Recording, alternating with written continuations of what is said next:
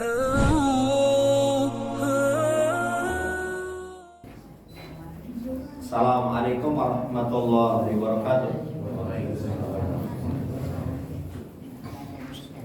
Innal hamdalillah nahmaduhu wa nasta'inuhu wa nastaghfiruh wa na'udzu billahi min shururi anfusina wa sayyiati a'malina. May yahdihillahu fala mudilla lahu wa may yudlilhu fala hadiya lahu. Wa asyhadu an la ilaha illallah wahdahu la syarika lah.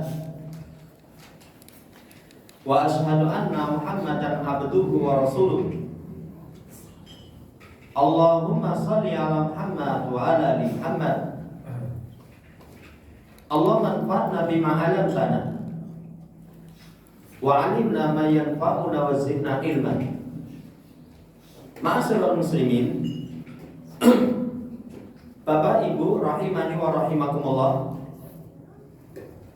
kita bersyukur kehadirat Allah Subhanahu wa taala dengan nikmat dan anugerah yang Allah berikan kepada kita. Sekalian kita masih bisa berkumpul melaksanakan kewajiban sholat subuh secara berjamaah, dilanjutkan mengkaji, mendalami agama kita, dinul Islam. Salawat dan salam semoga terus senantiasa tercurah kepada junjungan Nabi kita Muhammad sallallahu alaihi wasallam, keluarganya, para sahabat, dan kepada segenap kaum muslimin yang menjadikan beliau sebagai panutan dalam mengarungi kehidupan dunia hingga datangnya yaumul qiyamah. Ma'asyiral muslimin rahimani wa rahimakumullah, saat ini kita masih berada di bulan Muharram.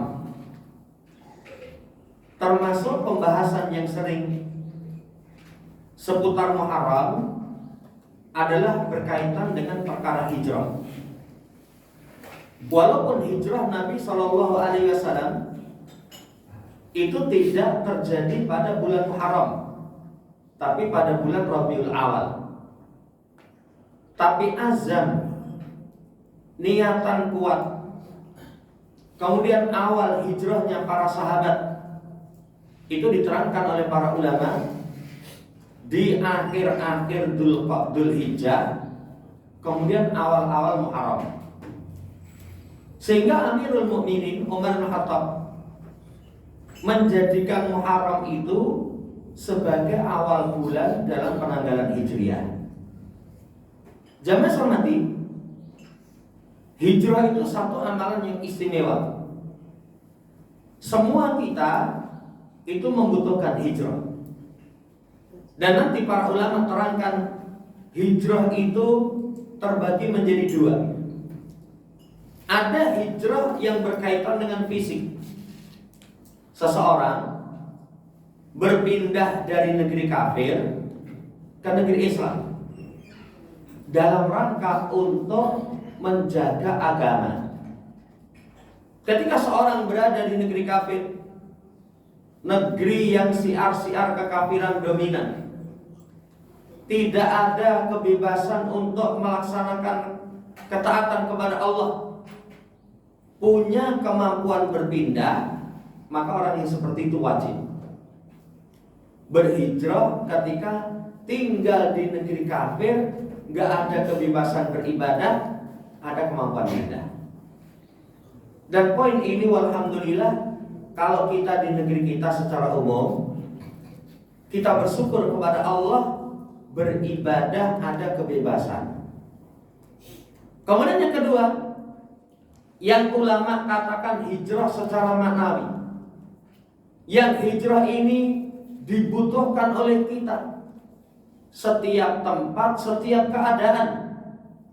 Sebagaimana kata Nabi Shallallahu Alaihi Wasallam dalam riwayat Imam Bukhari, Imam Muslim, al-muhajiru man hajara manahallahu anhu. Seorang yang berhijrah itu orang yang meninggalkan apa yang Allah Subhanahu wa taala larang. Hijrah yang kedua ini hijrah secara maknawi. Semua kita wajib meninggalkan apa yang Allah larang, kapanpun, dimanapun. Jamaah hormati, semua kita butuh poin yang kedua, karena kita nggak ada yang lepas dari kesalahan. Kata Nabi Shallallahu Alaihi Wasallam, "Kulu bani Adam khata, wa khairul khata'ina tawabun." Semua anak Adam itu banyak terjatuh dalam kesalahan. Sebaik-baik orang yang salah itu orang yang bertaubat, kembali kepada Allah Subhanahu wa taala, meninggalkan apa yang Allah larang. Saudara yang saya hormati, tapi hijrah meninggalkan apa yang Allah larang, banyak sekali dari kalangan kita gagal. Semangat meninggalkan misalkan kesyirikan, kemaksiatan, balik lagi. Bukan hanya terjatuh dalam satu lubang 2 kali, tapi kejeglong satu lubang berkali-kali. Menunjukkan betapa sulitnya orang untuk bisa berhasil dalam hijrah meninggalkan apa yang Allah larang. Walhamdulillah, para ulama menulis kiat-kiat kalau seorang ingin berhasil dalam hijrah meninggalkan apa yang Allah larang, apa yang harus dia lakukan? Nanti kesimpulannya dalam 3 hal. Pertama, al-ihtimamu bil qalb, perhatian berkaitan dengan hatinya.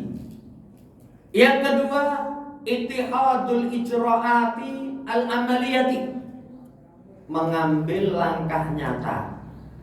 Sedangkan yang ketiganya, ta'jizul janibi ta'abbudi waruh, menguatkan aspek ibadah dan kejiwaan. 3 ini ketika kita tempuh dengan baik, jamaah hormati, nanti keberhasilan dalam hijrah itu akan bisa dicapai. Perluasannya, pertama, al-ihtimamu bil qalb, perhatian kepada hati. Hati, keberhasilan orang meninggalkan apa yang Allah larang sangat kuat. Karena kata Nabi Shallallahu Alaihi Wasallam dalam riwayat Imam Bukhari, Imam Muslim, ala wa inna fil jasadil mudghah, idza saluhat saluhal jasadu kulluh, wa idza fasadat fasadal jasadu kulluh, ala wa yal qalb. Ketahuilah, sesungguhnya dalam tubuh itu ada segumpal darah. Kalau baik, semua baik. Kalau rusak, semua rusak. Ketahuilah, segumpal darah itu hati. Perhatian kepada hati, jamaah hormati, mengantarkan keberhasilan meninggalkan apa yang Allah larang. Lah, apa bentuk perhatian kepada hati itu? Pertama, hiasi hati kita dengan at-tauhidul khalis, pentauhidan kepada Allah Subhanahu wa taala dengan pentauhidan yang murni. Kalau hati dihiasi dengan tauhid, maka itulah inti kebaikan hati. Maka sehingga tidak mengherankan, lihat misi dakwah para nabi, para rasul. Mereka dihadapkan kepada bermacam kaum yang melakukan larangan-larangan syariat. Solusi yang mereka tawarkan pertama kali itu tauhid, yang terkandung dalam kalimat la ilaha illallah, sembah Allah, tidak berbuat syirik, beribadah kepada Allah, ayya'buduhu wa la yusyriku bi syai'an. Nanti kalau dalam hadisnya Mu'ad, sembah Allah, jangan persekutukan dengan sesuatu apapun. Poin pertama, keberhasilan meninggalkan apa yang Allah larang diawali dari perhatian kepada tauhid. Kalau lebih luas, tauhid itu seputar tentang pembahasan arkanul imani sittah, rukun iman yang 6. Itu seputar pembahasan tentang arkanul imani sittah. Itu nanti hati akan menjadi menjadi baik. Makanya saudara yang saya hormati, orang hijrah itu banyak yang gagal. Salah satunya tidak mempedulikan perkara tauhid. Tidak mempedulikan perkara tauhid. Terkadang sudah meninggalkan kebiasaan yang buruk, tapi kembali lagi serupa. Disebabkan karena tidak perhatian kepada perkara tauhid. Ngaji, pelajari perkara tauhid, hal-hal yang membatalkan tauhid, itu nanti hati akan semakin baik.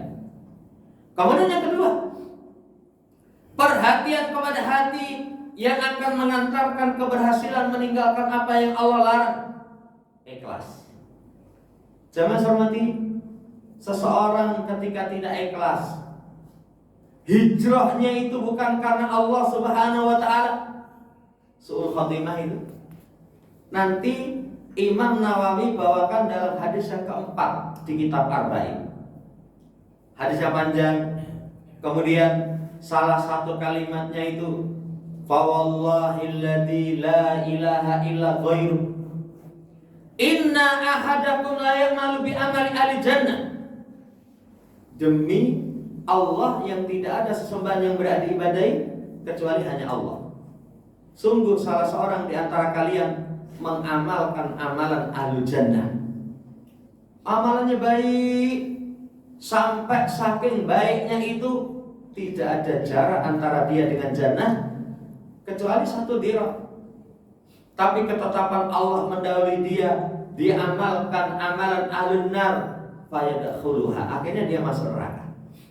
Saudara yang saya hormati, hadis ini kata para ulama seperti As-Syaikh Utsaimin rahimahullah taala, satu hadis yang tidak bisa dipahami berdiri sendiri. Karena kalau dipahami berdiri sendiri, kita khawatir. Saya sudah melakukan kebaikan ini dan itu, ketetapan Allah mendahuluiku, kemudian tutup usia dengan amalan ahlun nar. Tapi ternyata ada seseorang yang amalannya amalan ahlul jannah, diterangkan dalam hadis yang lain, fima yabdulin nas, pada apa yang nampak dalam pandangan manusia.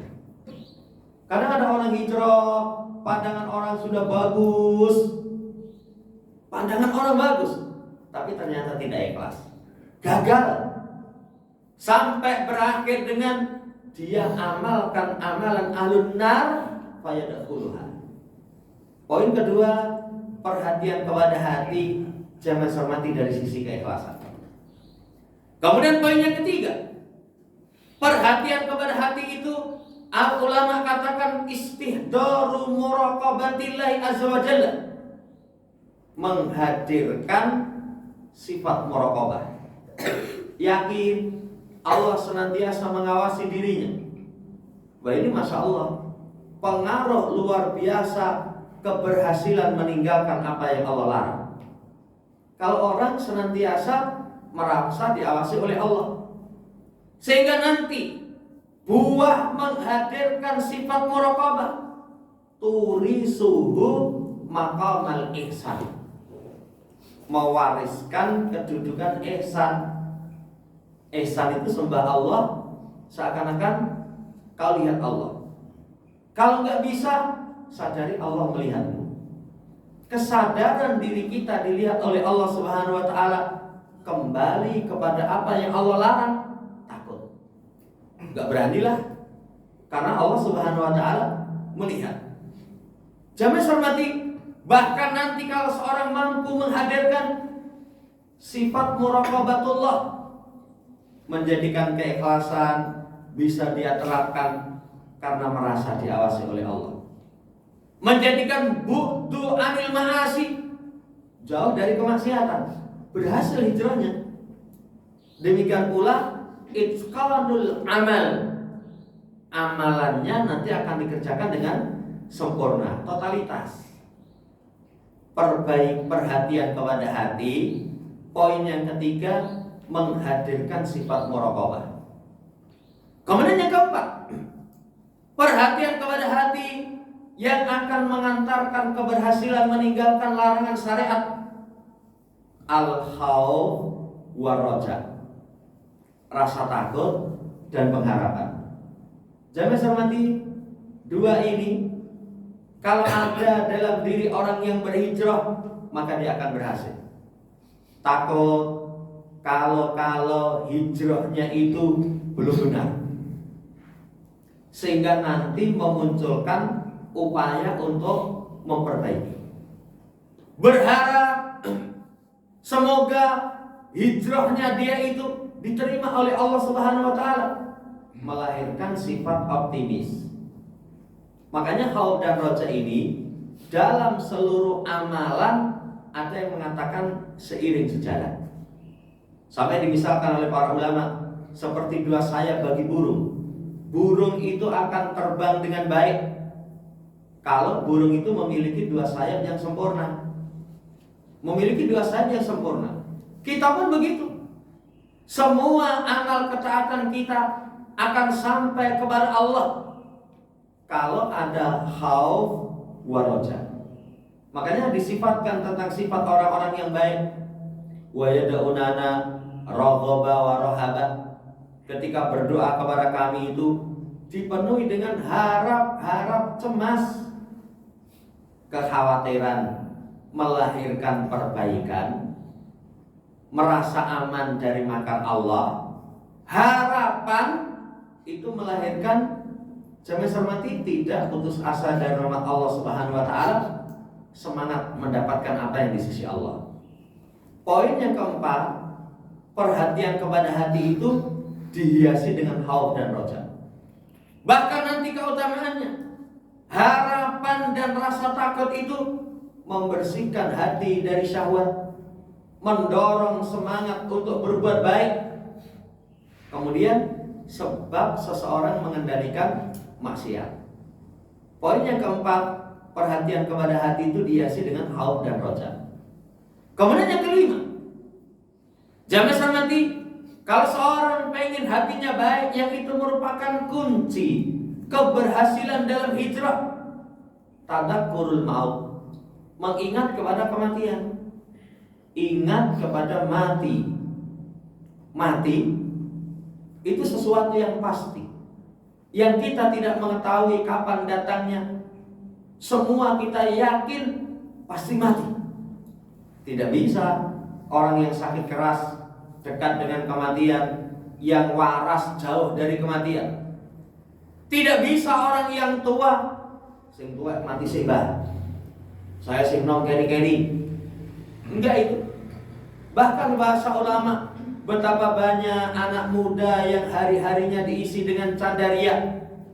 Kain kafan sudah dipersiapkan, dia layadri, dia tidak menyadari. Betapa banyak, bahkan min sahihin mata min ghairi illah, orang sehat mati tanpa sebab.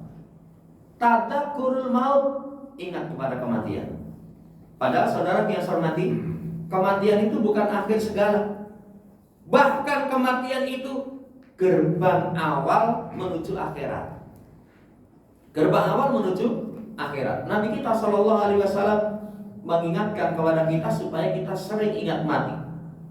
Aksiru dzikra hadimil ladan. Perbanyak oleh kalian mengingat pemutus kelezatan. Apa itu al-maut? Karena ketika seorang ingat kepada kematian, hatinya baik.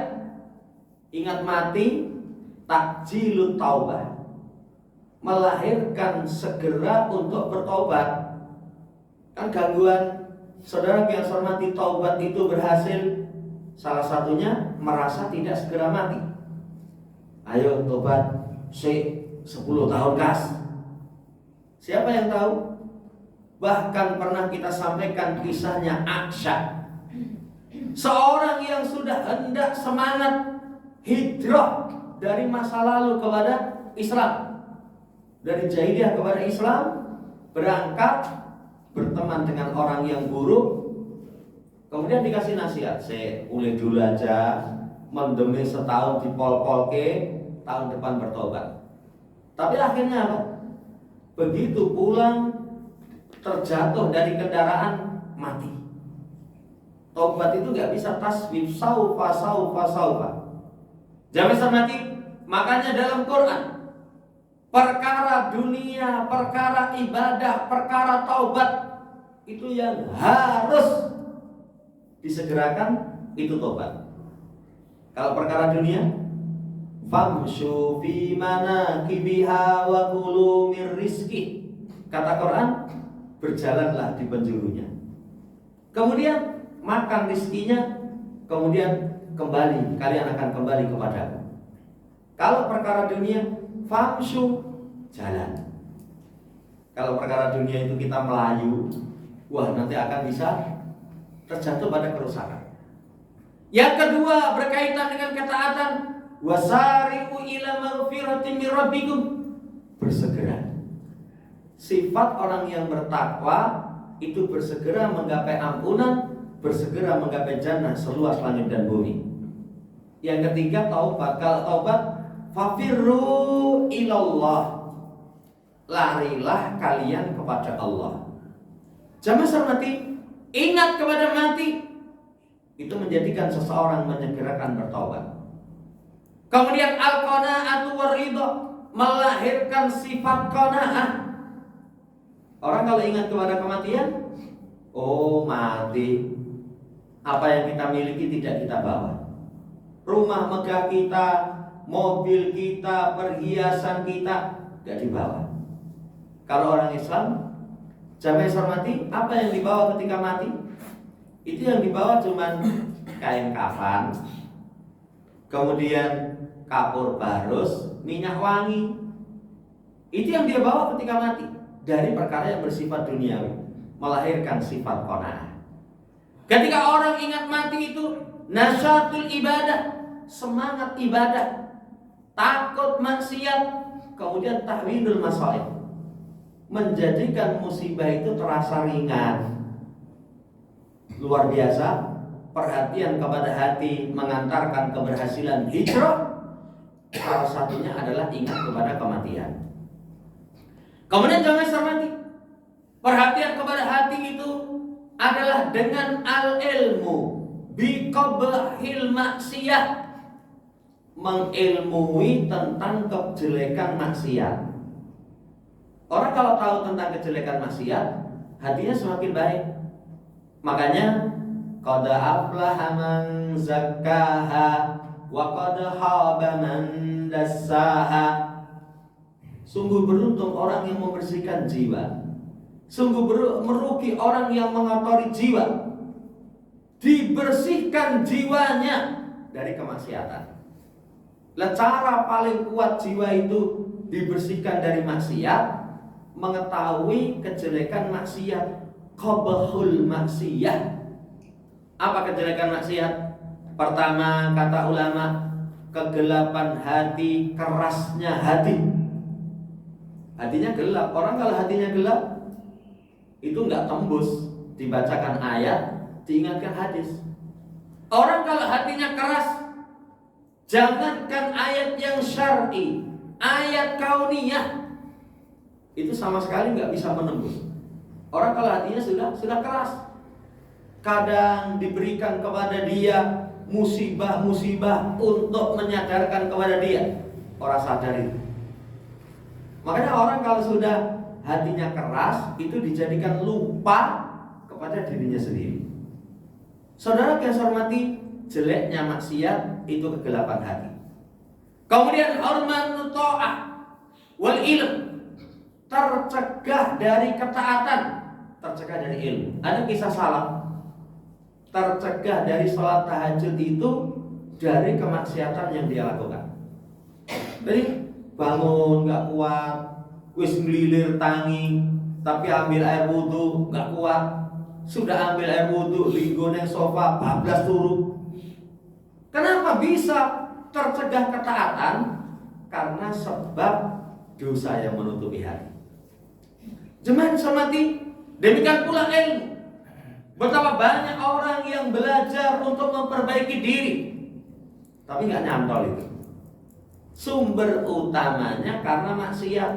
Pernah dalam satu riwayat Imam Malik Imam Syafi'i mengadukan kepada Waqi', syakautu ila Waqi' su'ahibti fa'arsadani ila tarkil ma'asi fa innal ilma nurun la yutahu asin. Kata Imam Syafi'i, aku keluhkan jeleknya hafalanku kepada Waqi', maka Imam Waqi' mengarahkanku untuk meninggalkan maksiat.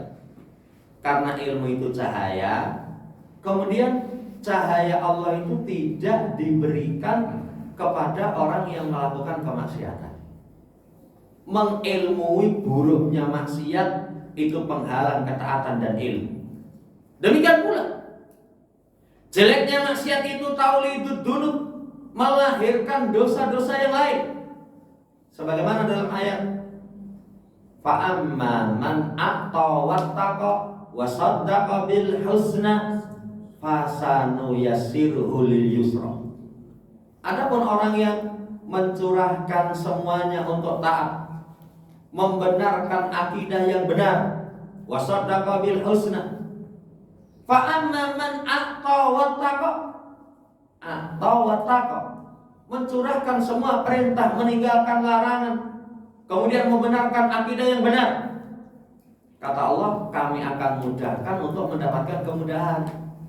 Tapi sebaliknya, wa amma man bakhila wastaghna wa kadzdzaba bil husna fasanu yassiruhu lil usra. Adapun orang yang bakhil, menahan untuk mencurahkan ketaatan, kemudian wastaghna, merasa cukup, mendustakan akidah yang benar, kami akan memudahkan untuk mendapatkan kesulitan. Jamaah hormati, satu maksiat itu melahirkan maksiat yang kedua. Ini mengilmui tentang dampak maksiat itu masya Allah. Apa dampak maksiat? Menghilangkan rasa malu, kemudian mendatangkan kesialan, su'umul akibah. Jadi sial terus menerus itu ternyata sumbernya karena kemaksiatan kita. Makanya di surat Yasin ayat yang ke-19, innama ta'irukum ma'akum, sesungguhnya kesialan kalian itu bersama kalian, dampak dari maksiat kalian. Saudara yang saya hormati, poin yang ke-6-nya, kalau pengen hatinya baik, itu mengilmui dampak buruk maksiat. Yang terakhir, sempurnanya seseorang itu hatinya akan semakin baik sehingga dia bisa meninggalkan perkara yang buruk, memilih kebaikan. Tahu jalan kebenaran, tahu jalan kebatilan. Orang kalau nggak tahu jalan kebenaran, nggak tahu jalan kebatilan, sudah hijrah, gelem ngaji, ngaji ini ngendi? Akhirnya dikiranya pintu kebaikan, justru pintu kerusakan. Makanya ada kisahnya Hudzaifah, kenapa beliau bertanya kepada Nabi tentang perkara yang buruk. Yang lain tanya tentang kebaikan, wa kuntu as'alu anisyar, aku tanya tentang buruk. Mahafatan an yudrikani, saya khawatir kalau tertimpa keburukan, kejelekan. Sama seperti bahasa ulama, araftus syar la lisyar walakin ditauhid. Saya tahu yang jelek bukan untuk yang jelek. Belajar syirik bukan menjadi musyrik, bukan untuk menjadi musyrik. Belajar amalan bid'ah bukan untuk menjadi ahli bid'ah. Belajar tata cara kejahatan bukan mau praktek, tapi araftus syar la lisyar walakin ditauhid, untuk membentengi diri. Karena orang kalau nggak tahu yang buruk dari yang baik, akan terjatuh dalam keburukan dia nggak sadar. Makanya pahami jalan kebenaran. Jalan kebenaran itu jalan para nabi, siddiqin, syuhada, sholihin. Jalan kebenaran itu Nabi sudah terangkan gamblang. Umatku terpecah menjadi 73 golongan. 72 ada ancaman di neraka, 1 selamat. Siapa yang selamat itu? Makana ala misli ana wa ashabil yauma. Yang mereka itu semisal aku dan para sahabatku hari ini berada di atasnya. Itu jalan kebenaran. Mewaspadai jalan kebatilan. Banyak itu. jalan kebatilan itu nanti su'ul fahmi lil kitabi wa sunnah, buruknya pemahaman terhadap Quran dan sunnah. Beragama tidak dipahami dengan pemahaman salaf. Jalan kesesatan itu jangan hormati ittibaul hawa, memperturutkan hawa nafsu. Itu ciri-cirinya. Lah termasuk ciri-cirinya jalan kesesatan itu bicara agama delik-delik. Kalau Umar bin Abdul Aziz mengatakan, kalau kamu lihat ada satu kaum bicara agama sembunyi-sembunyi, fa'lam annahum ala taksisi dolal. Mereka itu sedang mengokohkan kesesatan. Ngaji delik-delik. Nanti kalau zaman dahulu ulama kasih contoh itu dengan cara nanti camping tengah gunung. Setelah itu di sana nanti didoktrin. Kayak kemarin di Tawangmangu itu, alhamdulillah gagal. Ya, jambore Ahmadiyah se-Indonesia. Se-Indonesia kalau di berita digerobok laskar. Sebenarnya enggak. Wong itu diingatkan sama pengurus masjid sekelurahan. Ini bubar saja nanti daripada rame. Kerjasama dengan Kapolres. Iya, alhamdulillah itu akhirnya yang dari luar Jawa sudah sampai Solo nggak bisa masuk. Nggak jadi. Lah ini hati-hati. Termasuk paham terhadap jalan kebatilan, ini bentuk perhatian kepada hati. Ada nanti sistem baiat, ada nanti pembahasannya seputar dunia top, ada nanti mencela alim ulama. Itu mereka tidak di atas jalan kebenaran. Masuk padanya kebiasaan cuman menjelekkan penguasa. Saudara yang saya hormati, poin pertama, semakin sempurna seseorang perhatian kepada hati kalau tahu jalan kebenaran dan kebatilan. Kemudian yang kedua, keberhasilan dalam hijrah meninggalkan apa yang Allah larang, ittihadul ijra'atil amaliyah, mengambil langkah nyata. Apa langkah nyatanya itu? Qat'ul wasailil lati tusahhilul wusula lidunub. Semua wasilah yang menggampangkan sampai kepada dosa diputus. Banyak itu para ulama. Kalau seorang pengen sabar dari maksiat, semua wasilah kepada maksiat putus. Kalau nggak diputus, itu nggak mungkin bisa. Lah bagaimana bentuk mutusnya? Hajru makanil maksiat, meninggalkan tempat kemaksiatan.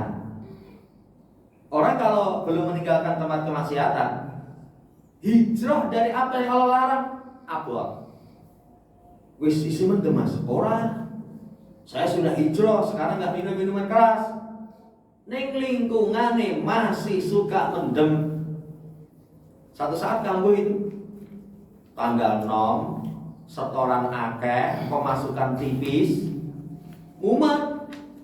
Akhirnya ditawari, nyo sakseloki tobo nanti mumet hilang. Akhirnya bukan hanya sakseloki itu, sak botol dinteknik.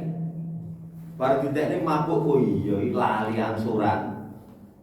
Jangan sampai meninggalkan tempat maksiat itu langkah nyata seseorang berhijrah dari apa yang Allah larang. Sebagaimana kisah berkaitan tentang seorang yang telah membunuh 100 orang. Membunuh 100 orang, pengen tobat, pengen berhijrah meninggalkan apa yang Allah larang. Datanglah dia kepada seorang alim. Alim, saya telah membunuh 100 orang, ada gak kesempatan bagi saya bertobat? Kata alim, gak ada yang menghalangimu dari tobat. Cuman kalau kamu pengen tobat, intolik ila ardi kada wa kada. Fa inna biha unasan ya'budunallah fa'budillaha ma'ahum wa la tarji ila ardika fa innaha ardussu. Kata ulama itu, kalau kamu pengen tobat, berhijrah meninggalkan apa yang Allah larang, itu pergi ke kampung ini dan itu, ke negeri ini dan itu. Di sana ada orang-orang yang menyembah Allah, sembah Allah bersama mereka. Jangan kembali ke kampungmu, ke kampung halamanmu yang jelek. Saudara yang saya hormati, langkah nyata hijrah dari apa yang Allah larang, tinggalkan tempat maksiat, pindah. Makanya lingkungan ini Masya Allah luar biasa. Pernah kita sampaikan, kebaikan seseorang itu 4 hal yang paling kuat mempengaruhi. 1, orang tua. 2, pendidikan. 3, lingkungan. 4, hidayah. Kesolehan orang tua berberkah kepada anak, sehingga anak Allah akan jaga. Kemudian pendidikan, ngaji. Lah ngajine ning endi? Kalau seseorang misalkan belajarnya keliru, makanya tidak tahu ciri kebenaran, tidak mengetahui ciri keburukan, nanti nggak akan berhasil. Yang ketiganya lingkungan, yang keempatnya faktor hidayah. Ini paling dominan. Langkah nyata keberhasilan dalam hijrah meninggalkan apa yang Allah larang, meninggalkan tempat. Kemudian yang kedua, tarkul usad wasuhbatus salihah, meninggalkan pelaku maksiat. Langkah nyatanya pelaku maksiat ditinggalkan. Kalau poin pertama tempat, kalau poin yang kedua orangnya. Banyak nanti dalam Quran. Di surat An-Nisa ayat 140, kata Allah, wa qad nazzala 'alaikum fil kitab an idza sami'tum ayatil la yukfaru biha wa yastahza'u biha fala taq'udu ma'ahum hatta yahudu fi haditsin ghairi innakum idza misluhum. Kata Allah, sungguh telah diturunkan atas kalian dalam kitab, kalau kalian mendengar ayat Allah dikufuri, dijadikan bahan perolokan, jangan duduk bersama mereka. Kita nggak boleh linggo kono, aku kan meneng wae, gur ngemil tok. Jangan hormati, jangan duduk bersama mereka sampai mereka berpindah pada perbincangan yang lain. Kalau enggak, innakum idza misluhum, kalian semisal dari mereka. Ini namanya tarkul usad, meninggalkan orang yang melakukan kemaksiatan. Kemudian dalam ayat yang lain di surat Hud ayat 113, kata Allah, wala tarkanu ilal ladzina dzalamu fatamassakumun nar. Jangan kalian condong kepada orang yang dolim, sehingga neraka itu akan menyentuh kalian. Kalian akan tersentuh api neraka. Ini saudara yang saya hormati, jangan condong kepada orang-orang yang dolim. Tinggalkan orang yang melakukan kedoliman. Nanti kalau dalam hadis, Nabi misalkan seperti duduk dengan penjual misik minyak wangi dan peniup pandai besi. Hadisnya terkenal. Kalau orang duduk dengan penjual misik minyak wangi, bisa membeli, bisa diberi, atau minimalnya dapat bau wangi. Tapi kalau duduknya dengan peniup pandai besi, kadang mendapatkan bau busuk, lebih parah terbakar pakaian kita akan kepengaruh. Ini saudara yang saya hormati, memperhatikan as-suhbah, siapa orang yang kita jadikan teman akrab. Makanya falyanzur ahadukum man yuhalil, lihat siapa di antara kalian yang hendak dijadikan sebagai teman akrab. Walaupun hajrul usad, meninggalkan orang yang maksiat, itu terbagi menjadi 2. Kan pergaulan itu kita tinggalkan karena 2. 1, takdib sebagai bentuk pendidikan. Seperti pelaku maksiat itu kita diamkan, kita jauhi supaya mereka mau kembali. Sebagaimana yang Nabi lakukan kepada 3 orang sahabat yang tidak ikut perang Tabuk, itu untuk mendidik. Akhirnya menjadi pribadi yang kuat kembali ke jalan ketaatan. Yang kedua, dalam rangka untuk hajrul wiqayah, kita tinggalkan menjaga diri. Kan pergaulan itu nanti kalau para ulama bagi menjadi 4. 1, pergaulan wajib, bergaul dengan ulama, wajib bergaul dengan orang-orang yang memiliki ilmu, itu karena giziro. Yang kedua, pergaulan karena kebutuhan. seputar urusan duniawi yang berkaitan dengan kemaslahatan maisha. Urusan gawean itu karena kebutuhan. Semua kita butuh kepada dunia. Tapi pergaulan karena kebutuhan sekedar butuh. Kalau butuh goleki. Makanya jangan dicela. Butuh yang goleki, bareng ora butuh lali. Itu urusan duniawi kan? Ya. Kalau butuh mencari, kalau nggak butuh enggak. Yang ketiga, pergaulan yang bersifat mubah. Mubah itu melaku-melaku, pit-pitan. Ya selama itu tidak melalaikan dari perkara yang lebih mendatangkan kemaslahatan, asalnya boleh. Asalnya diperbolehkan. Yang keempatnya, pergaulan yang merusak. Itu namanya hajrul wiqayah. Membentengi diri. Apalagi ketika seorang memiliki pribadi tipe bunglon. Kalau nggak bunglon, melon, podoloni. Kalau bunglon, dimanapun dia berada terwarnai. Kalau melon, kepada siapapun dia bergaul, dia tiru. Itu nanti saudara yang saya hormati tidak akan sempurna hijrahnya dalam meninggalkan apa yang Allah larang. Langkah nyata yang kedua, tarkul usad wa suhbatus shalihah. Kemudian yang ketiga, langkah nyata keberhasilan hijrah dari apa yang Allah larang, mil'ul faragh. Mil'ul faragh, memenuhi kekosongan. Apa maksudnya? Menyibukkan diri.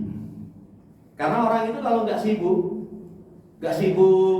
ya nganggur, pikirannya sudah macam-macam. Sibukkan dengan perkara yang bermanfaat. Ulama katakan pertama, thalabul ilm, menuntut ilmu. Menuntut ilmu itu sudah, wah masya Allah, jalannya luar biasa. Datang sudah cukup, butuh waktu. Kemudian mencatat, menghafal, murojaah, menulis, masya Allah. Sibukkan dengan perkara pertama, thalabul ilm. Yang kedua, al-qiraah, baca. Bahkan kalau guru-guru kita itu kasih nasihat sehari itu harus membaca sekian ilmu. Sekian ilmu. Bahkan Quran pertama kali turun, Iqra bismi rabbikal ladzi khalaq. Baca itu luar biasa. Cuman kalau baca perkara-perkara yang bermanfaat. Jangan mau komik itu sampai motoni kiter-kiter ya. Tapi yang dibaca cuma kayak gitu, nggak ada manfaat. Jangan hormati al-qiraah. Yang ketiga, ar-riyadhah, olahraga. Olahraga itu masya Allah, menyibukkan diri dengan olahraga itu kadang langkah nyata keberhasilan dalam hijrah. Apalagi al-amal mubah, perkara-perkara mubah. Sepenting orang langut, tidak ada waktu yang kosong. Hatta la tajidu nafsu fursatan lil waswasati. Sehingga jiwa itu enggak ada kesempatan untuk was-was. Poin kedua, keberhasilan dalam hijrah meninggalkan apa yang Allah larang, mengambil langkah nyata 3 hal.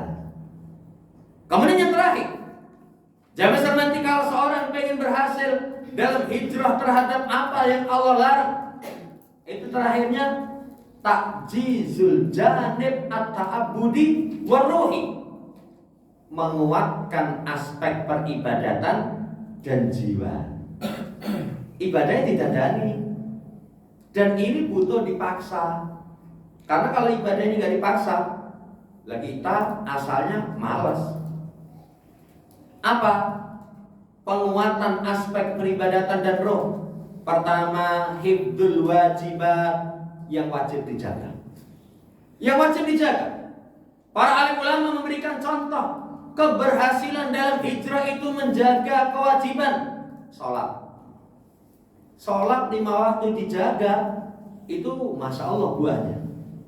Kalau dalam ayat tanha anil fahsya'i wal munkar, bisa mencegah dari perbuatan keji dan munkar. Kalau dalam hadis as-salatu nur, sholat itu cahaya. Artinya hatinya mendapatkan cahaya sehingga hatinya hidup. Ini poin pertama, menguatkan aspek ibadah dan jiwa. Yang kedua, al-ijtihadu fin nawafil, ditambahkan semangat amalan sunnah. Kalau yang wajib sudah, cobalah masuk masjid tahiyatul masjid. Nunggu sholat ada 2 rakaat liman sya'a. Sunnah rawatib dikerjakan semampunya. Ya, taruhlah misalkan berkaitan dengan puasa. Puasa kalau puasa 3 hari sebulan belum mampu, apalagi kok Senin Kemis, apalagi kok Daud. Yo, sing sunnah arang-arang. Arafah misalkan, kemarin Tasu'a Asyura 2 hari misalkan. Jamaah sarmati berupaya. Zikir-zikir yang sunnah nanti ada pembahasan. Itu penguatan jiwa. Ya, ini yang kedua, al-ijtihadu fin nawafil. Yang ketiganya, tadabburul Quran. Penguatan aspek ibadah dan jiwa itu mentadaburi Quran. Bahkan Quran ini pokok. Kan nanti disebutkan di surat Al-Isra ayat yang ke-82. Wa nunazzilu minal Qur'an ma huwa syifa. Kami turunkan Al-Quran, yang Al-Quran itu sebagai penyembuh. Diterangkan dalam ayat yang lain, syifaa'u lima fis sudur, penyembuh penyakit hati, jiwanya semakin kuat. Mentadaburi Quran. Nanti kalau dalam hadis, anta ja'alal Qur'ana rabi'a qalbi wa nura sadri wa jalahami wa ghammi. Ya Allah, jadikan Quran itu sebagai penyejuk hatiku, cahaya dadaku, penghilang kesedihan dan kegundahan. Masya Allah, luar biasa. Cuman disertai dengan tadabbur. Makanya diperintahkan di surat Shad ayat 29, kitabun anzalnahu ilaika mubarak liyadabbaru ayatihi. Kitab yang kami turunkan kepadamu diberkahi untuk kamu tadaburi ayatnya. Untuk kamu tadaburi ayatnya. Mentadaburi itu mengeluarkan kandungan hukum, merenungi, memperhatikan. Itu mentadaburi. Makanya kalau orang belum paham, misalkan buka kitab tafsir, ya paling enggak punya di rumah itu Quran yang di situ ada tafsir yang sudah terjemah. Sehingga nanti ayat dibaca, tafsirnya direnungi, diresapi. Ini penguat aspek berkaitan dengan peribadatan dan jiwa yang ketiga. Yang keempat, saudara besar nanti, kalau seorang pengen kuat jiwa peribadatannya, mulazamatu dzikrillah, melazimi zikir kepada Allah, istighfar, tobat. Itu terus. Ya, zikir itu Allah ridho. Zikir itu mengusir syaitan. Zikir itu ketenangan hati. Zikir itu kehidupan hati. Zikir itu kuat fisik, urusan lancar. Lihat kisah ketika Fatimah radhiyallahu ta'ala meminta kepada ayahanda pelayan. Apa kata Rasul? Putriku, pelayan bapak sudah habis dibagi. Ya, mengadukan tentang beratnya urusan keluarga. Lalu setelah itu Nabi datang kepada beliau, kepada putri beliau dan suaminya. Kemudian diingatkan, kalau kamu pengen diberikan kelancaran urusanmu, itu sebelum tidur zikir, takbir, tahmid, kemudian tasbih 33, takbirnya 34. Nah itu diambil pelajaran. Zikir itu kekuatan fisik, kelancaran urusan. Masya Allah itu. Kelapangan rezeki, cahaya wajah, keselamatan dunia akhirat. Maka dibiasakan supaya jiwa kita kuat, zikir. Setelah sholat itu zikirnya dikuati. Belum banyak saudara kita gagal hijrah itu karena nggak membiasakan zikir, nggak membiasakan zikir. Ya, ketika selesai sholat ya wes mencolot. Bahkan kita kadang itu nengati rasanya piye. Makmum masbuk, begitu imam salam itu salamnya baru pertama langsung ngadeg. Kan padahal kalau contohnya begitu imam selesai salam yang kedua baru kita berdiri sempurnakan.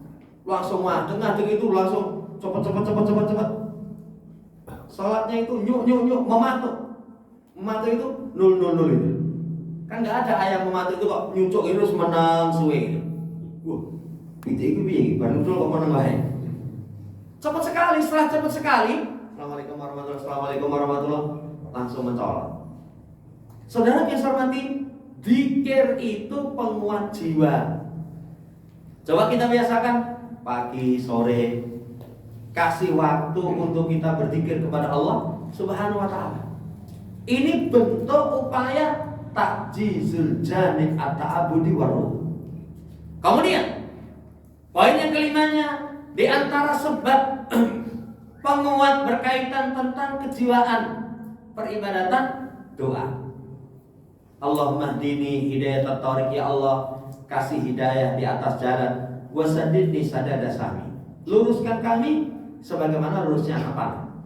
Ya muqallibal qulub sabit qulubana ala dini. Wahai zat yang membolak-balikkan hati, kokohkan hatiku di atas agama. Doa sama Allah, meminta pertolongan kepada Allah. Nabi pernah berwasiat kepada Abu Dar, Abu Dar, sungguh aku mencintaimu karena Allah. Jangan sekali-kali kamu tinggalkan fi kulli duburi sholatin antakula. Di setiap akhir sholat kamu berucap Allahumma a'inni ala dzikrika wa syukrika wa husni ibadatik. Ini upaya menguatkan ta'abudiyah kita. Minta pertolongan kepada Allah, dibantu bisa dzikir, kemudian bisa memperbagus, bisa syukur, bisa memperbagus kualitas ibadah. Poin yang kelima. Poin yang keenamnya, perhatikan penghasilan kita. Saudara yang saya hormati, penghasilan yang halal, makanan yang halal itu penguat ibadah. Penguat ibadah. Makanya Allah perintahkan dalam Quran kepada para rasul makan yang baik, wa'malus sholihah. Makan yang halal baru amal soleh. Karena kuatnya ibadah itu dipengaruhi makanan. Kalau orang makan penghasilan haram, nanti menjadikan penghalang semangat ibadah melemah. Ini poin yang ke-6 terakhir. Kalau seorang pengen jiwanya kuat, meninggalkan racun hati. Yang bisa meracuni hati 4, fudulul kalam, ngomong berlebih. Walaupun mungkin pembicaraan kita tidak maksiat, tapi kalau ngomong berlebih itu bisa menjadikan racun hati. Begini longgar apa orang? Longgar ya wes. Ya, siapkan teh kental, kopi pahit. Kemudian tong cerit. Tongkrong cerita. Ngangkati barisa mulia setengah telu. Jamaah sarmati, omongan ngalor ngidul, maksiat enggak. Tapi itu nanti meracuni hati. Fudulul kalam. Perkara mubah saja bisa merusakkan hati, apalagi sampai maksiat. Apa yang kedua? Fudulun nadhar, berlebihan dalam melihat. Berlebihan melihat itu, melihat yang mubah saja itu bisa merusakkan hati. Orang kadang kalau melihat mubah menjadikan nggak bisa syukur. Makanya kata Nabi, unduru man huwa asfala minkum, lihat orang yang di bawah kalian. Nanti bisa mengantarkan syukur. Tapi kalau melihat yang di atas kita, nanti nggak syukur. Apalagi yang dilihat haram. Ya. Kemudian yang ketiga, fudulu ta'am, berlebihan dalam makan. Dalam hadis, tidaklah anak Adam mengisi satu tempat yang lebih baik dibandingkan memperbanyak mengisi perut. Kalau perut diisi penuh, nggak akan baik. Ini fudulu ta'am, berlebihan dalam makan. Kita ingatkan kembali, apa patokan syariat seputar makan? Kulu wasrobu wala tusrifu. Kulu mimma fil arti halalan thayyiban. 3. Halal yang pertama, yang kedua baik, yang ketiga jangan melampaui batas. Ya, yang terakhir, racun hati itu fudulul mukhalatah, berlebihan dalam pergaulan. Makanya pergaulan itu harus mampu kita timbang 4 tadi. 1 wajib, bergaul dengan ulama, dengan orang soleh, itu wajib. Kemudian yang kedua, karena butuh, pergaulan seputar urusan maisha, urusan gawean. Loh, kamu belajar ini ya untuk mencukupi kebutuhan. Yang ketiga, pergaulan yang bersifat mubah. Boleh itu jalan-jalan misalkan. Apalagi kalau di masyarakat, kadang pergaulan yang bersifat mubah itu dibutuhkan. Rapat RT mangkat, kerja bakti mangkat misalkan, itu kadang dibutuhkan. Lalu kerja bakti mangkat itu mangkat keri, tekoni dicoba snack, mangan wareg, itu pun nanti malah madorot itu. Jangan hormati, ini putulul muhalafah. Yang terakhirnya pergaulan yang merusak, yang tadi sudah kita bahas. Kalau seorang bergaul rusak, nanti racun hati. Banyak sekali pergaulan yang tidak diperhatikan, itu mengantarkan kerusakan. Cukuplah kisah Abu Thalib. Cukuplah kisah ada seorang yang digelari dengan Raihanatu Quraisy. Seorang yang digelari dengan Raihanah. Raihanah itu tumbuhan yang berbau wangi. Dari kalangan Quraisy, kok bisa digelari tumbuhan berbau wangi? Karena dia itu kaya, tokoh, terpelajar, keluarganya besar. Lah orang kalau di dunia wis sugih, keluarganya besar, terpelajar, tokoh, itu sudah Raihanah, tumbuhan yang berbau wangi. Hampir masuk Islam, tapi karena berteman dengan Abu Jahal, terhalang. Makanya saudara yang hormati, perhatikan pergaulan kita. Orang bergaul dengan orang yang baik. Kalau tanya dalil, cukuplah kisah Ashabul Kahfi. Ashabul Kahfi itu ada di antaranya seekor anjing. Yang anjingnya itu ikut ditidurkan sekian ratus tahun, kemudian setelah itu dibangkitkan kembali, dihidupkan kembali. Anjing kan di akhirat nggak kena neraka, nggak kena jannah, karena binatang. Tapi kenapa kok ikut dihidupkan? Para ulama meneliti, ternyata sumbernya karena berkumpul dengan orang soleh. Anjing kumpul dengan orang soleh dapat barokah. Apalagi kalau itu orang yang manusia.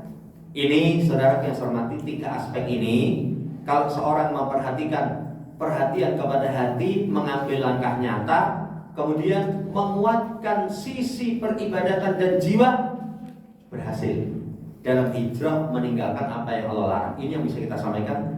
Semoga Allah Subhanahu wa taala berikan taufik untuk kita bisa amalkan dalam kehidupan kita sehari-hari, sehingga kita menjadi orang yang beruntung di dunia wal akhirah. Allahumma amin. Subhanakallahumma wa bihamdika, asyhadu an la ilaha illa anta, astaghfiruka wa atubu ilaik. Assalamualaikum warahmatullahi wabarakatuh. Waalaikumsalam.